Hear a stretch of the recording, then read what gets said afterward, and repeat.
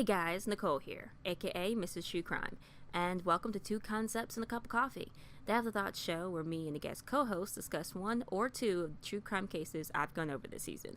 Today we'll be discussing John Jamelske. If you haven't watched that episode, click the link card up top of this video, or the link in the description, then come back here for our discussion. And if you're new to the channel and like what you hear or see, be sure to give me a big thumbs up, comment, and or subscribe. Alright, let's get started. Welcome to Mrs. True Crime.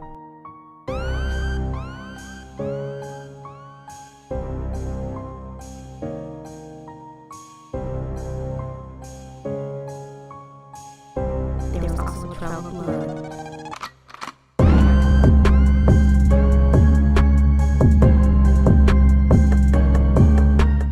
All right.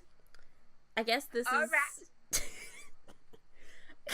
Oh god, this is gonna be that kind of discussion today. This is like the season of Britney's though, because you're Britney 1.0 technically, not the same Britney as my other video. You're a whole nother Britney. A whole nother Britney. Let's see, I need an introduction for you. Let's see, you've been like one of my best friends for what, 6 years, I think? Yeah, thereabout, yeah. But you're in school for crime or something, right? Yeah, crime or something. Is it criminology, criminal justice? Which is it? Any of those? Criminal justice. Criminal justice. Got it. I mean, it was one of those. There's a difference. Criminology and criminal justice are not actually the same thing. Mm-mm. Did you know that, Miss? I go to college. I did, but I don't know how to describe criminology. I just know they're not the same. I'm Binging it as we discuss it. Let's see, criminology. According to Bing, criminology is the scientific study of the nature, extent, management, causes, control, consequences, and prevention of criminal behavior. And then, I probably should have looked up criminal justice as I was looking that up, because I totes didn't. Criminal justice is the system of practices and institutions of governments directed at upholding social control, deterring, and mitigating.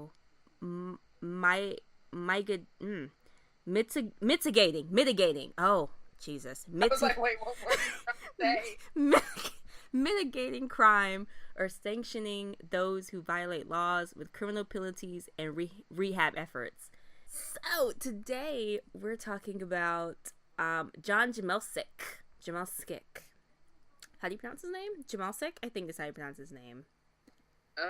Let's see. That's right. You Google it, Bing it, whatever you do, whatever you prefer. We don't judge things around here. I'm thinking it's Jamelske. Jamelske? Yeah, John maybe Jamelske. the E is silent. Just a summary of the case. I usually have it up here so I can know what I'm about to say. But the summary of the case is that for 15 years he kept, I believe it was 5 different women in a bunker in his home, all ranging in ages and ethnicities. He released them. Each stayed certain amount of times. I think the longest was like 2 years and the shortest was about 2 months. And he kidnapped them, raped them, and tortured them. And he was eventually caught. And I believe... Hold on. I should have all of this up. And I didn't have any of this up. I think it was 2003 he was caught. And he was sentenced to 15 to life, which was the name of the episode. But he's actually apparently eligible for parole in I think 2021, April 2021, so right? And I don't understand how he was sentenced to life, but life with parole. Like, he kidnapped, raped, and tortured all like 5 women over a span of years. Like, that's ridiculous. Yeah.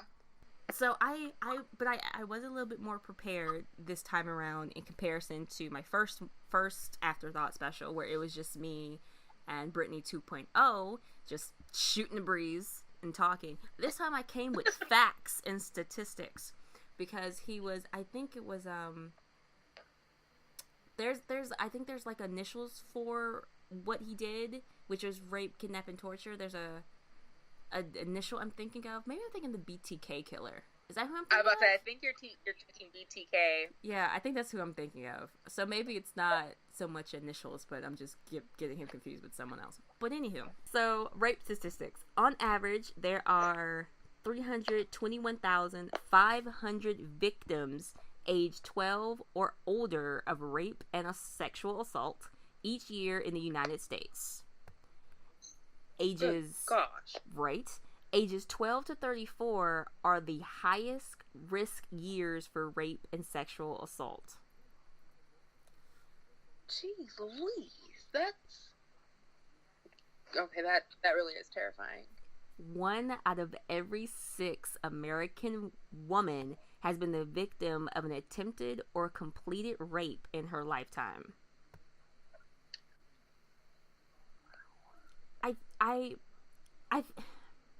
Like, okay, you hear about rape happening, and then when you hear the statistics, it's much more, like, deafening. Yeah, because my initial thought was, like, as dark as this is, what's more common for a woman, rape or murder? Yeah. I think... Ugh, I don't know.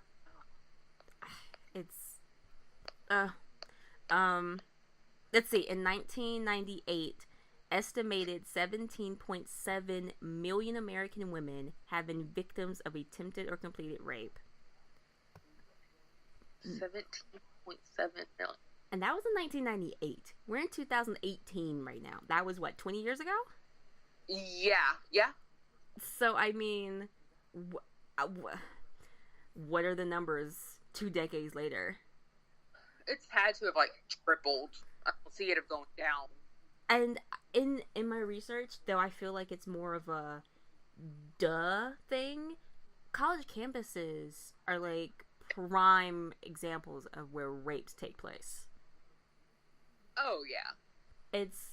I know on my campus, when I went to college, on my campus, they were, like, alerts about rapes or attempted rapes in certain areas of the campus, and I'm like, and in my mind, in my little innocent mind, I'm thinking, clearly only my school has this situation. My school is terrible. Everyone's raping people.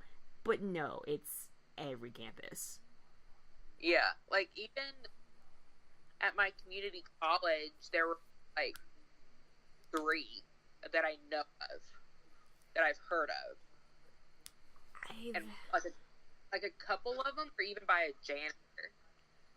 They were by a janitor? Yeah. What? That reminds me of a story I saw today on the news. Oh my god, I must talk about it, since we're on this topic. This girl, her name is Emilie. I think her name is Emilie Morris, I believe is her name. She was 15 at the time, and I think it was a soccer coach. He was 28 or 29 or something like that. And he was basically kind of obsessed with her. Like, he lusted after her or whatever. So she kept this in her for 17 years. But she had low self-esteem. She had all these, like, feelings about it. 17 years later, she goes to the police. She's like, this happened to me when I was a teenager. He did this to me. All of these things, right? The police are like, okay, wear this wire, go meet him at the mall, and we'll convict him, right? So she does it. She gets a wire. She puts him at ease because his first joke was like, haha, are you wearing a wire? And she's like, what? No, psh, tell me all your secrets. So he did. He confessed basically to everything, that he wanted her, that he lusted after her, and apparently he did something to her, but it's never explicitly stated what he did, at least in the news clip that I saw. And then, so she's like, okay, cool. She goes to the police.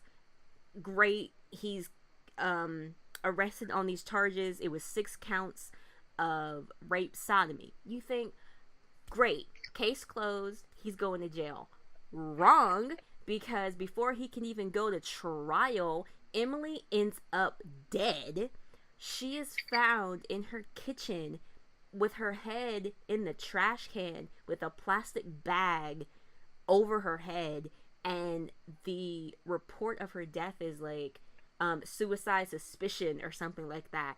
Who kills themselves like that? What? Like, no. No. This is not suicide. He clearly No. he either he killed her or he got someone to do it so that she wouldn't knows test Russian. it. Like, so she wouldn't testify and he wouldn't go to jail. And because she was dead and that she was the only one who would testify against him, he gets off scot-free. Like, he's literally free right now. God. It boggled my mind. I'm sitting there like, I'm sorry. She was found where? And it was a suicide? Are you joking?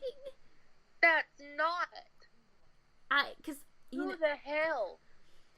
I don't know anyone who's ever committed suicide, but in like the media or in things you read when people commit suicide, the most common methods are they hang themselves or slit their wrists or in some way shoot themselves. I've never heard of anyone suffocating themselves like that. Yeah. So Either. I mean, and then the thing is, if you put a plastic bag over your head, like, are you just sitting there? Like, I don't understand. Her head was found in the trash can, so she was, like, bent over. So, like, come on. Really? Yeah. No, it wasn't a suicide at all. It wasn't. That was a whole tangent, but it just reminded me of that story I saw today, and I needed to vent about that story. It pissed me off. So 94% of women who are raped experience symptoms of post-traumatic stress disorder during the 2 weeks following the rape. 33% of women who are raped contemplate suicide, and then 13% of women who are raped attempt suicide. Which brings me back to my story. Boom! Full circle. Boom! Butterfly effect. Sorry. Okay, so that was that. I had a point that I was going to make because I also wrote... This was describing men rapists. It says, men rapists start young, in high school, or the first couple of years of college. Some commit 1 or 2 sexual assaults, then stop. Others maintain this behavior, even pick up the pace. In one of the studies I read, because I did light research for this, I feel very professional about it. The study was a man who put out an ad, and all these rapists called him to gloat about what they did. And one of them said, I felt I was repaying her for sexually arousing me. Oh. And that's grody. That's gross. That's just like the what is it? The saying that's like, she asked for it because she was wearing this, and a third. Yeah. No, she did not. How you dress, Mm-hmm. how much you drink, and whether or not you flirt, like on a scale of 1 to 10 to a 10, it doesn't mean you deserve to get raped. The moment that person says no, that should be the moment where you stop. Yeah. It does not matter. And if you don't, you're a piece of shit. Like, it does not matter. Wow. Okay. I mean, I feel you. Intense. But, I mean, because it doesn't matter how far you get with that person. It doesn't matter if, like, you're both naked and things are getting to a certain point. If she's not feeling it anymore, or even if he's not feeling it anymore, and they say no, the moment you're like, but, I mean, we already got this far. Let's just keep going. No. That's That's a peer pressure situation. No one wants that. And I think, speaking of men, I think we also forget that men are also victims of rape. I think we forget that because women are mostly seen in the news and stuff like that as being the victims, but men are also the victims of rape. 3% of American men, 1 in 33, have experienced an attempted or completed rape. And it's like you don't think of it happening to men, especially because men feel like they have to be like these big, like, huge, like tough guys or whatever. Hypermasculinity. So they don't report it. Yeah. What? Hypermasculinity. I think. Yes. I think how we've shaped this world of men, that they think they have to be this, that, and the third, that it kind of makes certain things quote unquote feminine, so they don't speak up about it. Yeah, I definitely agree.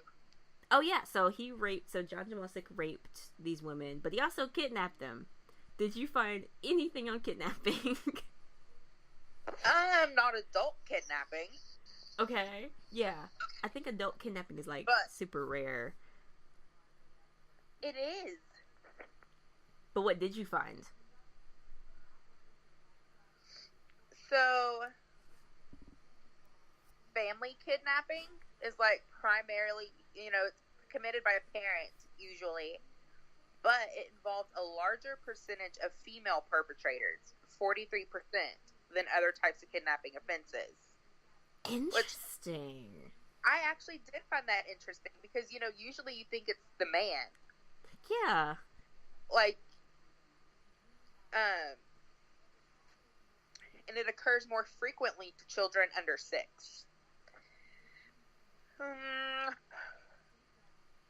So in my mind, I'm picturing like a very intense custody battle where the women are just like, no, they're my kid, and they just leave. Yeah. Interesting. We don't. So, like, this actually has like nothing to do with like kidnapping and stuff. Mm-hmm. But oh my gosh, it has to do with like custody battles and divorces and stuff like that. But I don't remember the guy's name. Oh my gosh! But like his 2 little girls were staying with him, and I think it was here in Dallas. And he called his ex-wife and like murdered their daughters while he was on the phone with his ex-wife. What? Yeah. I don't remember his name.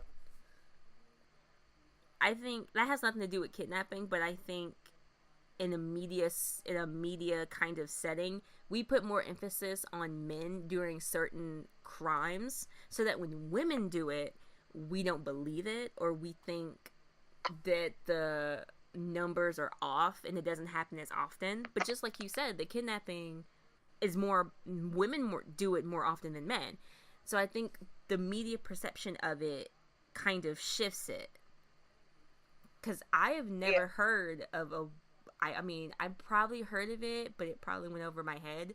But it's seldom that you hear about women or mothers or aunts or whoever kidnapping someone in their family. Yeah. Which is sad. And raises a lot of different questions. But, Okay, so is that all for kidnapping, or did you have more? This kind of like actually surprised me a little bit, but strange kidnapping occurs the least often, which is like 24% of all kidnapping cases. Mm-hmm. Which I thought that would have happened the most. That is actually about it. Oh. Except for, like, acquaintance kidnappings. That occurs, that's like 27% of all kidnapping cases. And it occurs mainly at homes and residences, obviously, whereas stranger kidnappings occur mostly at outdoor locations. And acquaintance kidnapping has the highest percentage of injured victims. And in 74% of missing child homicides, the child is murdered within the first 3 hours of the abduction.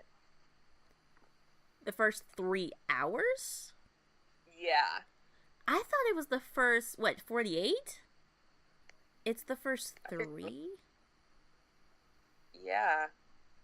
Wow. I figured it was longer than that. I did. So the first 48 is just a lie then, because I thought, wow, I don't know where to go from there.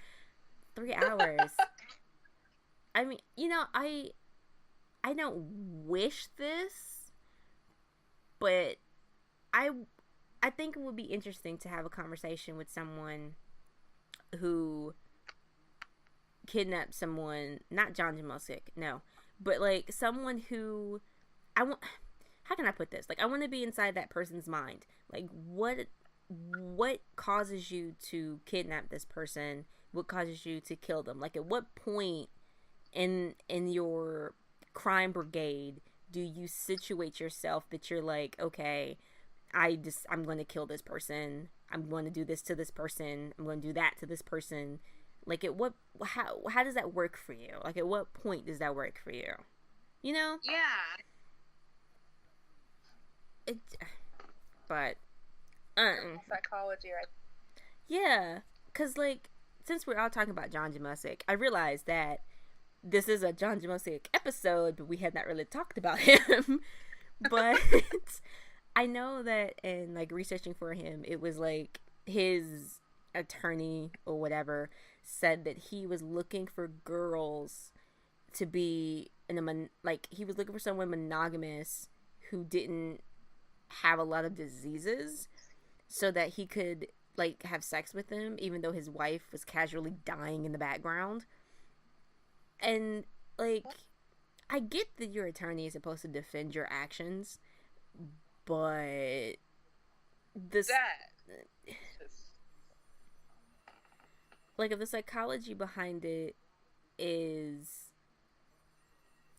my client needed to do this so that he could have sex and feel some type of way again, that's hell no.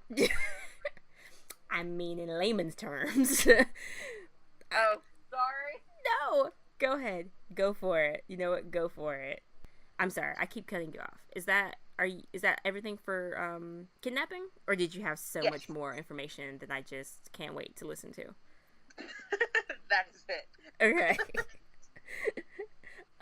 So for torture, I don't think I found a lot of things about torture, to be honest. I found, like, nothing really, because I remembered that I needed to focus a little bit more on the crime at hand. So for torture, it's 2 types of torture. There's psychological torture and there's physical torture. A study of 300 prisoners in 2007 in Yugoslavia, that's it, found that those who experienced no physical torment later developed equally high levels of post-traumatic stress disorder as those who did.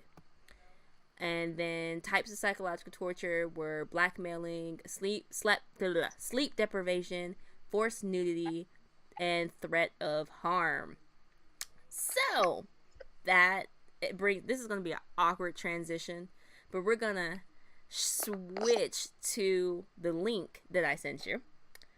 And it's link time. And we're going to go to, it's minute 8:34. And this is an interview that one of the survivors, Jennifer is her name, did. She was the 4th kidnapped victim. She stayed with him, I think, 2 or so months. Yeah. And then when you did not do what he told you to do, he punished you. Yes. How did he do that? He used to turn off all the lights so it would be pitch black. One time he burned me with a cigar. He used to, like, because I'd be worried about air because there's no windows. Yeah. And, it's a basement. And so he had like this air vent that would push air in while he would turn off my air. And, you know, so he would use like the fear of darkness and like taking away my air. Wow. You and saying that he would take away your air, that this is one of the things that he could do, that this was a far more complex facility than it probably looked. Yeah. And certainly that it probably was. Okay. And then go to 9:45 until 10:21, please. But it has affected me because, you know, I get really nervous to go out alone. I don't like to be home alone. I don't really like the dark. Like, I have to sleep with the TV on, which is kind of annoying. Yeah. I mean, do you now have this situation where white, older guys scare you, or has that not affected you in that way? No, it does affect me. Like, you know, if I'm out at the grocery store and an old white man will be like, "Hi, how are you doing?" You know, just being cordial, I'll start freaking out and almost having a panic attack. Yeah. I get really into this type of stuff, like, and I might have gotten a little bit carried away. Yeah, but she, you know, that's basically, she's just the psychological torture that she went through. And at one point, she said that he played recordings of women screaming to make her think that others were there, but she was all alone. I think, like, I don't know what type of shape John was in at this point. I know when he kidnapped the last girl, I think it's pronounced Mika. When he kidnapped her, it said that he was like popping Viagra at this point just to get it up. So I don't know if, like, because I know that means that he has erectile situations, but I don't know if that also means that he himself is also kind of weak now, because I think he's like 60 or 70 at this point. So, like, I'm thinking, like, he has to do all these kind of psychological kind of mind games so that he can weaken them, and they won't fight him. You know, like, does that make sense? Like, he's trying to do it. Yeah. Like, he's trying to do this so that they won't fight back, and he won't have to do anything because he's not able to. Like, he probably could fight them, but he doesn't want to. Oh, when the cops found the bunker or whatever, they found a series of calendars that the victims mark each day. I'm not sure if I mentioned this in that episode or not, but on them were the letters BST, which meant bathed, sex, or brushed teeth. There was also video footage of John dancing, singing, and exercising with one of the women. What? I mean, you see, like, or hear talks about these of these women who, not just like in this case, but in any case, who have been taken and they have to do certain things they don't want to do in order to survive it.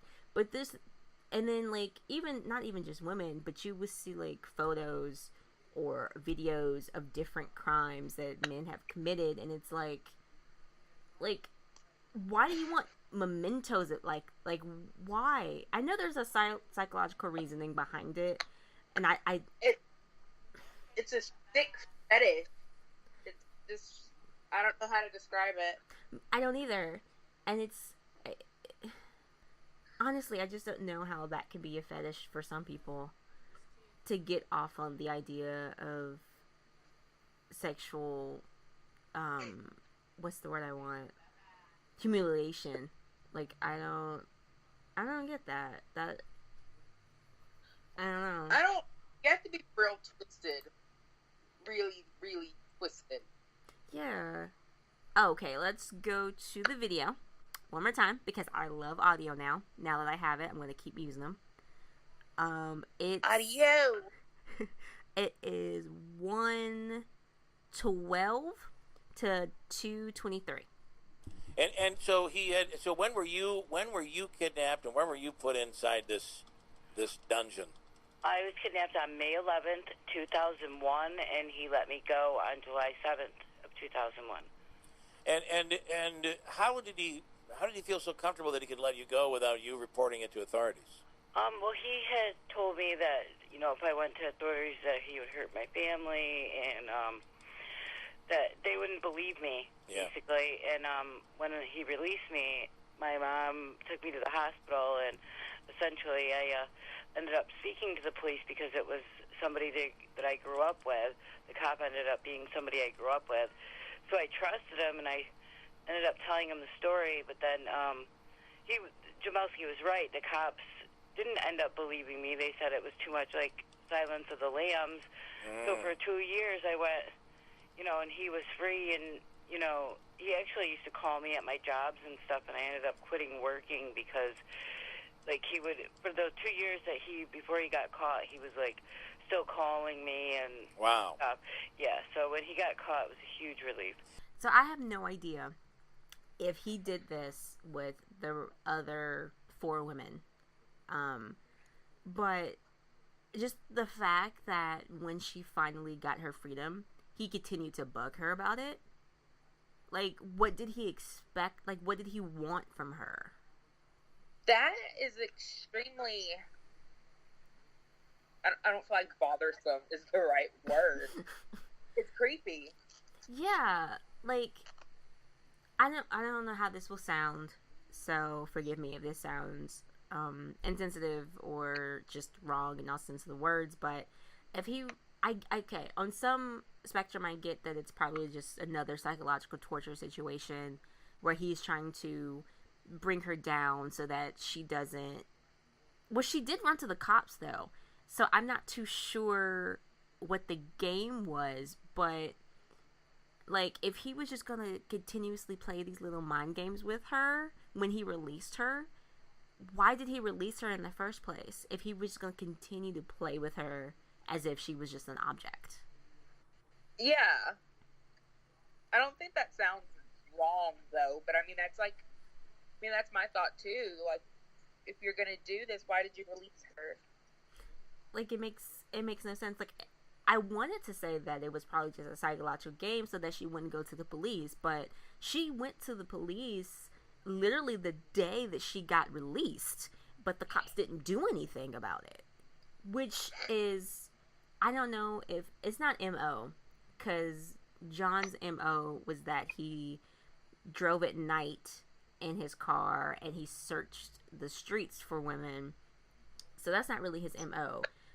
That's his MO, so what I'm trying to say isn't really his MO, but I think he looked for girls and women who the cops wouldn't believe. Like, so the first girl was a 14-year-old Native American girl. Not too sure about the first girl. Like, I don't know if she was just picked up because of how she looked, because clearly all of these women were outside, they were on the street, they were in not in a situation, but they were in a kind of predicament where they needed to get into his car in some way, shape, or form.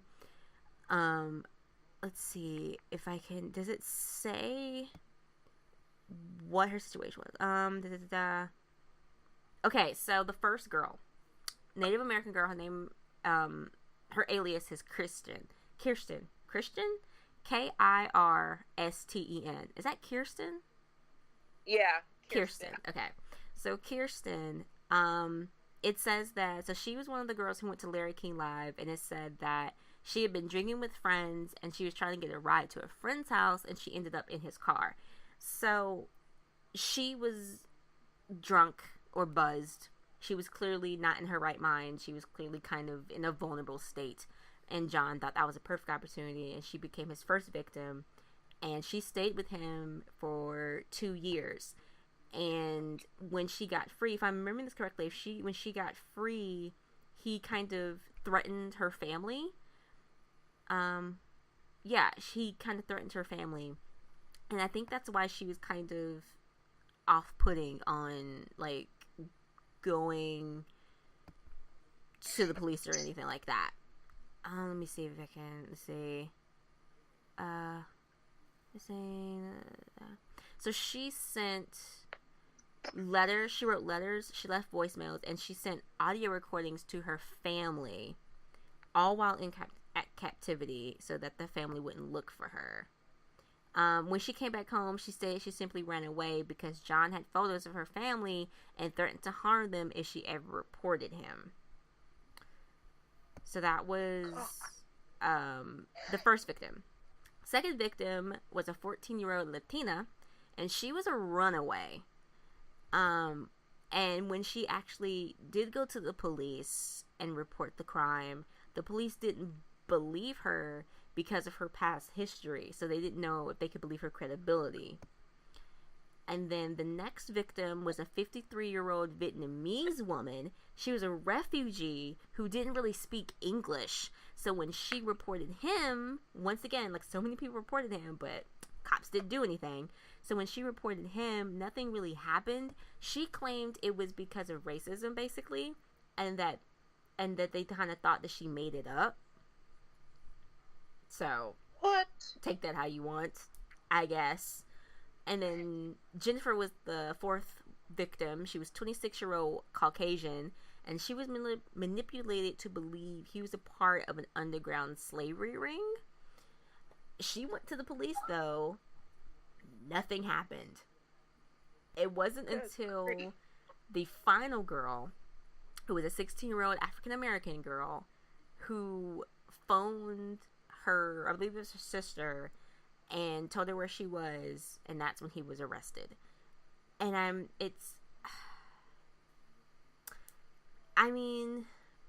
okay, so 3 women reported him. The Latina, the Vietnamese, and Jennifer.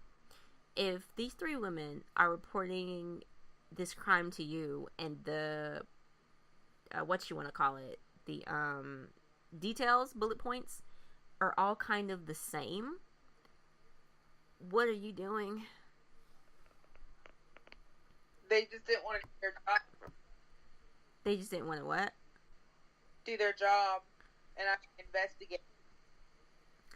I think, I want to say they tried to investigate, but nothing came up. And I know Jennifer, she detailed the car, but because the car year was off, the cops kind of had a standstill with it. They were like, you were so sure it was a 1974 Mercury, and when they found the 1974 Mercury, wasn't the right guy, so they just kind of was like, and moved on. And it's like, but you even though she was 100% sure there was a 1974, she at least got the car right. Like, maybe it wasn't a 1974, but it was a Mercury. Like, yeah. You know what I mean? So I think it was, sometimes witnesses, I feel, or not witnesses, victims, get things wrong simply because they just went through a bunch of trauma. Like, you can't expect them to get everything 100% correct every single time. Like, they will get certain points right, I'm sure, but not necessarily everything, because they were in a state of shock, they were whatever. So, I don't know. I don't want to blame the cops in this, but I don't know. It just seems like there was more that could have been done, but because there wasn't, he went on for 15 years. So, I don't know. I mean, and at one point, Jennifer talks about, in an interview, she talks about how she had to become friends with him in order to kind of survive her, what's it called? Entrapment. So she had to become friends with him, and she kind of read, like, the Bible and stuff to him. And when cases like this bring up religion, I kind of want to laugh out loud. Because it's like, why are you blaming God for what you're doing? Like, he didn't ask for this. He didn't tell you to do this. He's chilling, minding his business, living his best life, trying to give everybody else to live their best life. This is not your best life, sir. What are you doing? But I had a surprise for you. A surprise. I say a surprise, but it's not really a surprise. It's just... You're talking about it like past day. I'm dying here. It's just a fact that I found that I thought was really interesting. So, you know what I've noticed about... hold on, let me see if I can find it. Okay, you know what I noticed about Hollywood these days? Is that we want to make movies about killers.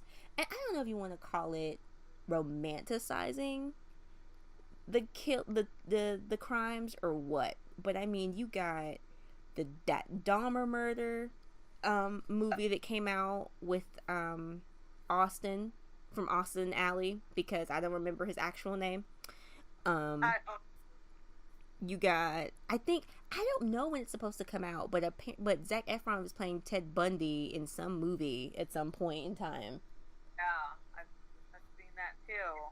And then you got, there's 2 Charles Manson movies. One came out already that I didn't know. You had to tell me about. That came out. Yes. I haven't seen it yet. I'm dying. I didn't know it came out at all. Like, I thought it was still in the works, but apparently it came out. What's it called again? Wolves at the Door, and if you love Katie Cassidy, I strongly suggest it. Thank you. And there's your plug for the evening with Brittany. And then the other one, what did I say? What did I say to you? It was another Charles Manson movie coming out. Oh, and this one is supposed to be like a documentary. It's going to focus on the crimes, Charles Manson, his death, and then the custody battle over his body. So that's that. Oh, wow. Yeah. So I don't, when it comes to like big profile crimes like that, I don't really get the idea or the point of rehashing them over and over again in the movies, because I think at this point we get it. We know what happened. The families of the people don't want to see that on the big screen. Like, we don't want to see that. We know what happens. Yeah. So all that to say, him. In 2015, there was a movie on Lifetime called Kept Woman. Can you guess what it was about? Homeboy. Jamelske. Homeboy. Am I right? Yeah. It was inspired loosely on the case of John Jamelske and other events like it, such as Ariel Castro. Castro committed suicide in prison. He kidnapped 3 women and held them against their will in Cleveland. Kept Woman has a 6.3 rating on IMDb. The summary: a woman and her fiancé move to the suburbs after being robbed. She becomes friendly with the mysterious man next door, who she begins to suspect is hiding a dangerous secret. Oh, yeah. Naughty. I didn't look up any trailers. I didn't even watch the movie. I was like, I saw the article and I saw what was happening in it, and I said no, and just wrote down the summary and said Brittany would like this. Yeah. Like, I have to find it. Okay, so it's loosely based off both John Jamelske and Ariel Castro's crimes, because in some capacity both of their crimes are kind of similar, except John Jamelske actually let his victims go and he didn't impregnate any of them. So it's kind of similar but kind of not. But the movie takes its own kind of spin on both cases. It's not about more than one woman. It's only about one individual woman, like, as the main character. But apparently, like, he has multiple women in his basement or something. But, like, he is in this delusional world where it's 1950. It's Lifetime. So, I mean, don't expect too much. So, but yeah, I don't really know where else to go with this. I'm sorry this wasn't as to the audience. I'm sorry this wasn't as in depth, I guess, as it could have been. I think this was a pretty good talk, though. We got some good facts about rape and torture and kidnapping and things like that. I think it was pretty good. I don't know. I think so too. I know the first episode might have been not more interesting, but more, what's the word? More to work with because it was unsolved. Like all of the mysteries were unsolved. This is solved. We know who did it. We just don't know why he did it. That's another thing. Yeah. We know who did it. We know how, but we don't know why.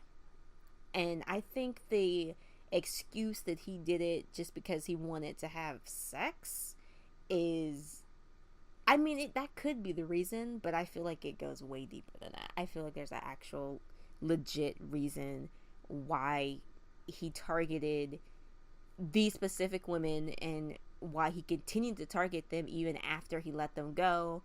There's a reason behind it. I just don't know what it is. You know, you watch those like Criminal Minds, like they have a motive. Okay, well, was it because his wife, if he had one, like cheated on him, so he has like a vendetta against women or whatever? Yeah. I feel like that's a reach, but you never know. I mean, one of the articles I read, and I think I put it in the video, but I didn't see it in any other article, so I'm not 100% sure how credible it is, but it talked about how he, like, openly cheated on his wife, and, like, and the girl was, like, younger than him, significantly younger than him, and he brought her around his family while his wife was still there, and, like, this kind of taste of, like, I guess it was like a midlife crisis. So I guess this, like, taste of midlife crisis was like, okay, I've dated younger, I want more of this. Apparently that's kind of what happened, but I don't know how true that is because I didn't see it anywhere else. So I don't know. But if his why was simply because he just liked young girls and he liked how he felt with them, I feel like that the fact that but also the fact that he picked a 53-year-old woman might negate that fact too, because if he wanted young women, why did he pick a 53-year-old woman? I don't think it's that he wanted young women. I think it was more so he wanted okay, I think I might have figured something out. So his wife was dying. I can't remember. I think it was cancer. I don't remember. But she had some type of disease and she was dying from it. And she was in a bed. So she was bedridden. But all the women that he got, even though they weren't bedridden, they were vulnerable in some capacity. And they kind of looked to him as kind of a quote unquote hero. Because in Jennifer's case, and I think Kirsten, the 14-year-old, the first girl, they looked to him as saviors because they were both needing to go to a certain destination, and they got in his car because they trusted him because of how he looked. He looked like a grandfather, so they trusted him. So I psychologically speaking, the part of me is like, what if this is kind of a connection between him and his wife, where his wife is like, I see you as my savior, quote unquote. And he kind of plays this savior role in helping them, but then he gets them back because they're vulnerable. He needs them to be super vulnerable. He needs them to be as weak as possible, like his wife was, because he continues to do this even after his wife is dead. I don't know. That might be a super long reach, but I don't know. I just thought about that. I don't know, man. I don't know. I don't know. Now I want to know. Right, I wish I was a psychological. Oh Jesus! I wish I was a psychology major. That was a lot of words and syllables apparently for me. I wish I was a psychology. I just said it. Psychology major, so that I could. Nice job. How many times have I said this word? Oh Jesus! So that I could dissect his mind and figure stuff out. But oh man, I don't know. I guess I'm just talking to just to get the ball rolling in my mind. But I don't know, man. I don't know. I guess we'll never know. I mean, he's not dead, but at this point in time, he's not he's not dead. But I feel like we'll never know because he's done interviews and stuff, but I couldn't find any. So I couldn't find any audio clips or anything from them. So there's a possibility that he stated why he did what he did. But then again, there's a possibility he denied it. And he's like, no, we were in love and all that crap. Because Mika, the last girl, he literally told police, he was like, what? No, I didn't kidnap her. Me? Rape her? Never.